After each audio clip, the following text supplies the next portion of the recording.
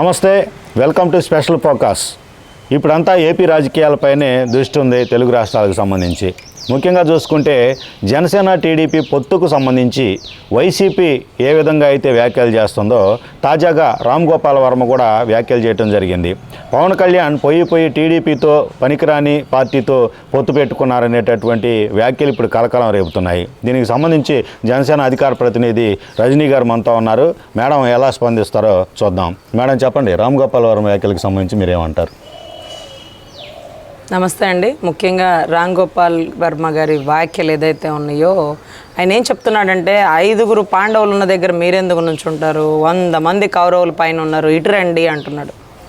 అంటే రాష్ట్ర ప్రజల్ని దుష్టులకి దూరంగా ఉండాల్సిందని చెప్పాల్సింది పోయి కౌరవుల పక్షాన ఉండండి, ఇక్కడ 100 మంది ఉన్నారు కదా అంటే 100 మంది కాదు, 1000 మంది ఉన్నా పనికి రాని వాళ్ళు, పనికి ఉపయోగపడని వాళ్ళు, ఏ పని చేయని వాళ్ళు, సర్దుకొని వెళ్ళిపోయే వాళ్ళు, వాళ్ళతో అవసరమా అండి? ఈరోజు రామ్ గోపాల్ వర్మ గారు నిజంగా పవన్ కళ్యాణ్ గారి మీద వీరాభిమానంతో ఆయన ఇచ్చిన సలహా సూచనలు మేము తీసుకొని, అయ్యా మా సమాధానం కూడా వినండి దయవుంచి, మేమేం చెప్తున్నామంటే మేము ఎక్కడ ఉండాలో మాకు తెలుసు, మా స్టాండ్ ఏంటో మాకు తెలుసు. ఈరోజు అవినీతి, అక్రమ కేసులు, లేకపోతే గండ్రగొడ్డలి, పాపం అన్యాయంగా బలైనటువంటి కోడికత్తి సీను ఏదైతే ఉన్నాడో పాపం, ఇవన్నీ ఒక పక్కన దుష్ట చతుష్టష్టి అంటారు చూడండి మీరు వాడే పదాలు, ఇవన్నీ ఒక పక్కన ఉన్నప్పుడు అధినాయకుడు తీసుకున్న నిర్ణయం ఏంటంటే అభివృద్ధి పదానికి తీసుకువెళ్ళే నాయకుడు మాకు కావాలి, అక్రమార్జకుడు మాకొద్దు. అదేదో ఒక సినిమాలో ఉంటుందండి, ఆ గట్టునుంటారా ఈ గట్టునుంటారా అంటూ ఒక పాట పాడుతుంటే ఏ గట్టునుంటాలో రాష్ట్ర ప్రజలు నిర్ణయించుకున్నారు.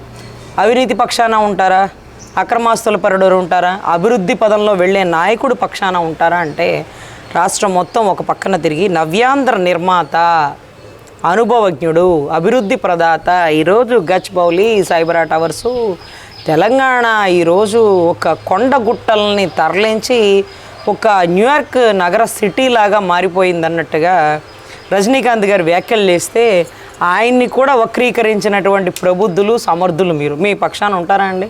మీకు అసలు మంచి గిట్టిద్దా? అసలు ఆయన నిజంగానే మన గురించి తెలిసే, మన బతుకు తెలిసే పాపం ఆంధ్రాలో అడుగు పెట్టాడు కానీ వైసీపీ అనే పదాన్ని ఎత్తలా, జగన్మోహన్ రెడ్డి కానీ ఒక్క మాట కూడా అనలా. అసలు తెలంగాణలో అడుగు పెడుతుంటే న్యూయార్క్ సిటీ నగరాన్ని మించినట్లుగా అనిపించింది. ఈరోజు ఆయన అనుభవం లేకపోతే ఆయన అభివృద్ధి పదం ముందు చూపు ఉన్నటువంటి నాయకుడు, విజనరీ ఉన్న వ్యక్తి అంటూ చంద్రబాబు గారిని పొగిడితే ఎవరికి ఎక్కడ తగలాలో అక్కడ తగిలి పక్క రాష్ట్రాల నుంచి ఒక వ్యక్తిని తెచ్చారండి, డమ్మి, అక్కడ మింగలేడు ఇక్కడ కక్కలేడు అంటూ వ్యాఖ్యలు. అదే రకంగా ఆయన్ని చూసుకోమనండి అంటూ ఏది సూపర్ స్టార్ అంటే పక్క దేశాల్లో ఎవరి ఫోటో వేస్తే జనాలు లేచి నుంచొని విజిల్ వేస్తారో ఆ వ్యక్తిని ఆంధ్ర రాష్ట్రాల్లో మనం ఇచ్చిన గౌరవం. సో ఇదండి మన దౌర్భాగ్యం.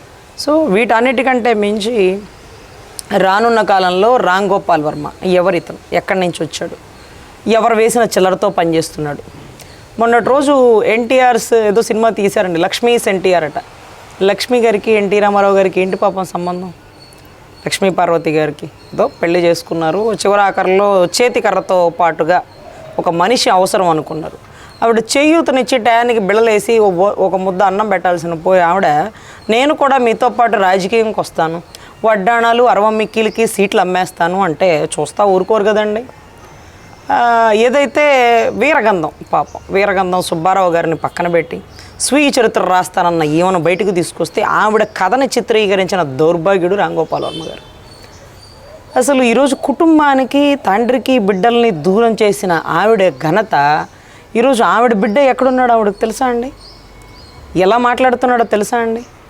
ఈరోజు తండ్రిని వదిలేసి ఆయన ఇచ్చేటటువంటి ప్రోత్సాహకంతో బయటకు వెళ్ళి ఈరోజు తిన్నింటి వాసాలు లెక్క పెడతారు చూడండి, అటువంటి ఆవిడ సినిమా తీసిన ఆయన నిన్నటి రోజు కూడా ఇంకో వ్యూహం తీశారండి. అది ఇంకా బయటికి వచ్చిందో రాలేదో, మరి వస్తుందో రాదో కూడా అర్థం కాని పరిస్థితి. ఆయన తీసిన వ్యూహం కంటే ముందుగా ఈ ఏదైతే చంద్రబాబు నాయుడు గారిది, పవన్ కళ్యాణ్ గారి వ్యూహం బయటకు వచ్చేసిందండి. బయటకు వచ్చి ఇక ఏదైతే మన జగన్మోహన్ రెడ్డి గారు ఎప్పుడు ఢిల్లీ వెళ్ళాలో అర్థం కాని పరిస్థితి. ఆయన ఢిల్లీ వెళ్దామనే లోపలే వీళ్ళు ముందే ఖర్చు వేసుకొని ఆవిడ కూర్చున్నారు. ఇక నన్ను రాణిస్తారా అంటే అమిత్ షా గారు డోరే తెరుచుకోలేదు, ఇక మోడీ గారి దగ్గర నుంచి పిలుపు వస్తుందా? వీటన్నిటికంటే మించి ఈరోజు రాష్ట్ర ప్రజల ప్రయోజనాల కోసం ప్రతిపక్షాలన్నీ ఒక్కటై చెయ్యి కలుపు చేయి జారదు గెలుపు అనే ఒక అద్భుతమైన స్లోగన్తో ముందుకు వెళ్ళే పరిస్థితి అండి. ఈరోజు రామ్ గోపాల్ వర్మ గారు ఆయన వేసిన చిల్లరతో తీసినటువంటి వ్యూహం సినిమా గురించి తెలిసిందే. ఏదో సలహా ఇవ్వాలి కాబట్టి ఇస్తారండి. ఆయన ఇచ్చిన సలహాకి మేము కృతజ్ఞతలు తెలుపుకుంటూ మేమేం చేయాలో మాకు తెలుసు, మీరేమైనా సలహా ఇవ్వదలుచుకుంటే మీ వ్యూహానికి డబ్బులు సప్లై చేసినటువంటి గౌరవ తాడేపల్లి హీరో గోడ దాటి బయటికి రాని పరదాల వెనకాల దాక్కున్నటువంటి వీర వనితనాలా లేకపోతే వీరుడనాలా మాకైతే తెలియట్లా. ఎందుకంటే పులిబిడ్డ అంటారు, మరి పరదాల వెనకాల ఎందుకు వస్తుందో. సో రాష్ట్ర ప్రజల్ని కలవడానికే నీకు సమ్మతి లేని నువ్వు మళ్ళీ రాష్ట్ర రాజకీయాల్లో అదేంటది వరద బాధితుల్ని కలవడానికి 75 ఏళ్ల గల్ల వయసు గల్ల వ్యక్తి అర్ధరాత్రి 1:20 వరకు అనర్గళమైన స్పీచ్ ఇస్తూ క్యాన్వాయ్ పైకి ఎక్కితే నువ్వు పొలం మీద కూడా స్టేజ్ కట్టుకుని స్టేజ్ నుంచి చూస్తావు పొలంలోకి. అంటే మట్టిలో అడుగు పెట్టవా? ఏడు నుంచి వచ్చినావమ్మా? ఆకాశం నుంచి ఏమైనా ఊడిపడినావా? సో నాయనేమో పంచగడతాడు, రాష్ట్ర రాజకీయాల్లో రైతు బిడ్డ అంటాడు. మనోడేమో పంచసాంగ దేవుడెరుగు, అసలు పొలంలో అడుగు కూడా పెట్టను, మట్టి నేను తాకను, నాదంతా ఆకాశంలో నడకలు గాలి మీద మేడలు అంటారు. సో ఖచ్చితంగా రామ్ గోపాల్ గారు వ్యాఖ్యలు ఏదైతే ఉన్నాయో మేము పూర్తిగా ఖండిస్తూ, నీకు ఆ స్థాయి లేదు, నువ్వు ఆ స్థానంలో కూడా లేవు, నువ్వు కుదిరితే గొడ్డలి వ్యూహం గొడ్డలు ఎక్కడుందో కనుక్కోవడానికి ఒక సినిమా అది. రక్త చరిత్ర 1, 2, 3 కలిసి వచ్చినట్టుగా 3 ఒకేసారి వస్తాయి.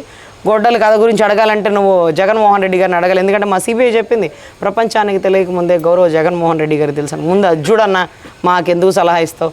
నెక్స్ట్ సినిమా ఏం చెప్పాడు మళ్ళీ? వ్యూహం 2 అన్నాడా? వ్యూహం 1 బయటికి రాలేదే, 2 వచ్చిద్దా? ఈసారి షర్మిల గారి సినిమా దిద్దు కానీ చెప్పిద్ది కథ ఏంటనేది. Thank you madam. ఇది పరిస్థితి.